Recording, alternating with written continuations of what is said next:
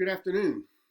This is Mr. White, and I wanted to introduce you to Chapter 2, the Middle Ages, which you're going to be starting today after you finish up Chapter 1.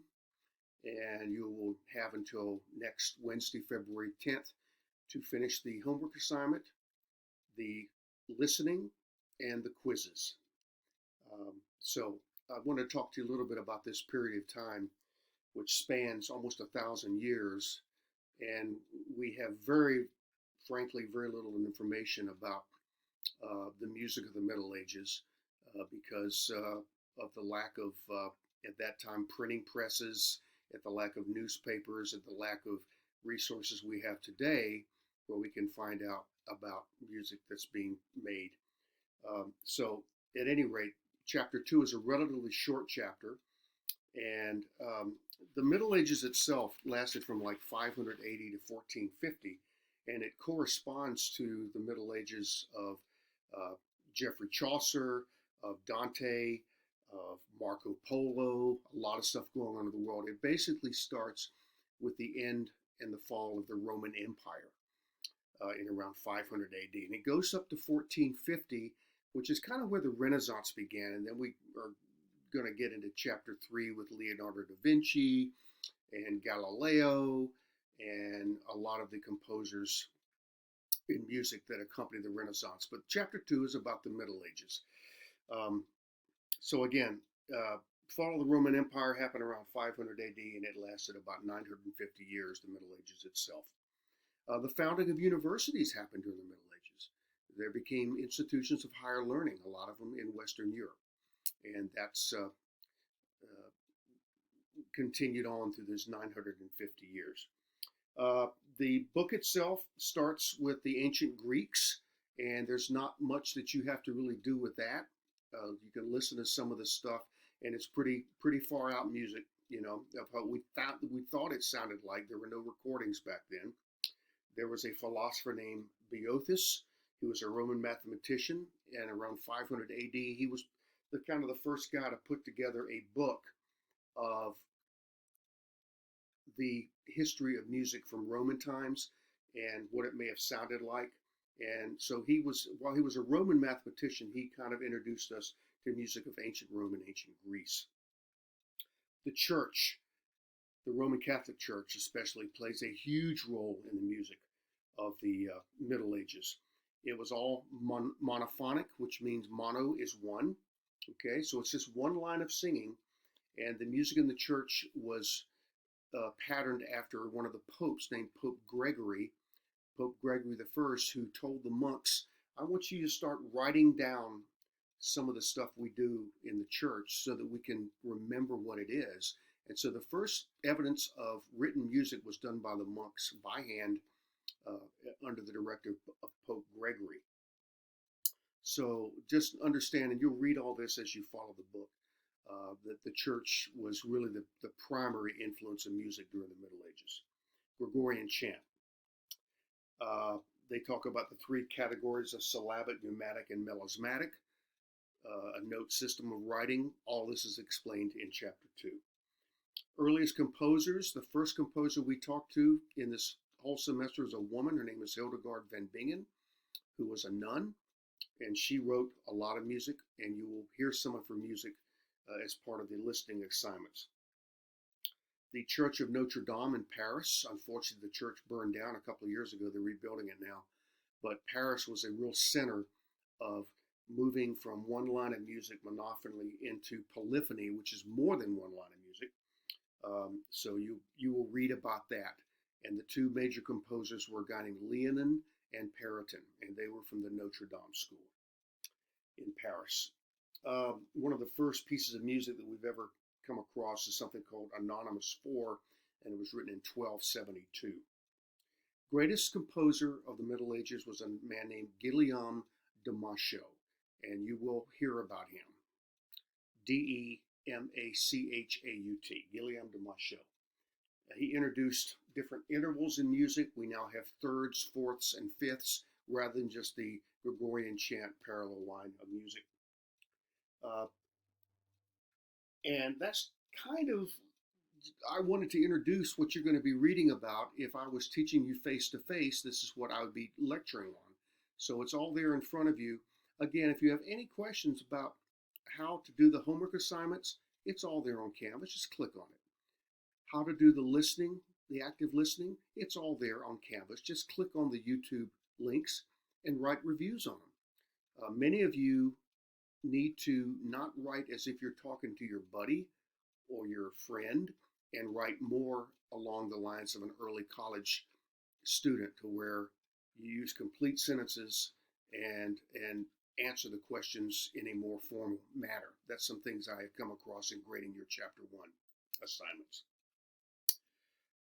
So I'm going to now play a little bit for you, if it works here. I'm still learning Zoom and Screen-O-Matic. This is something I gave you before. I want you to watch it again. It lasts about 6 minutes. It's called A History of Music, and it's pretty cool. I want you to see how many of the tunes you need.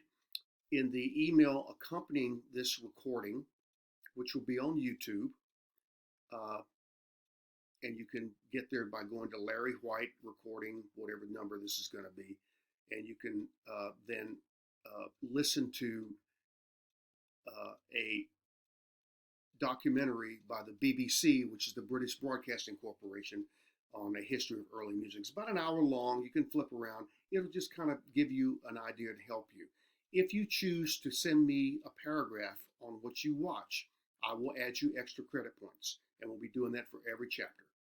Some of you are going to need it. So you guys have a great day, and let's watch this little recording of what we call A History of Music. These are all electric string instruments. And let me open this up, and here we go.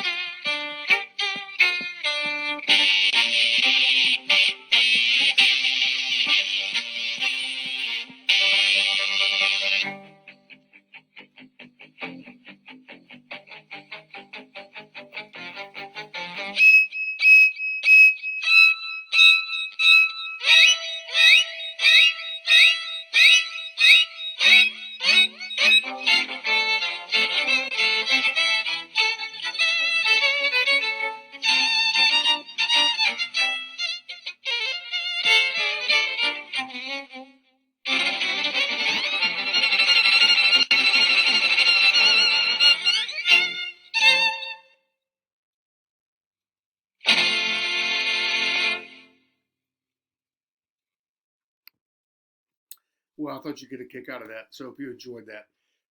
And again, I'll see you Monday morning. If you choose to visit my office hours on Zoom, I will invite you via email to join me, and we'll be good to go. So if you have any questions about Chapter 2 and how to write the active listening reviews and the assignment itself, it's all there on the Canvas homepage. So I'll see you Monday, and good luck.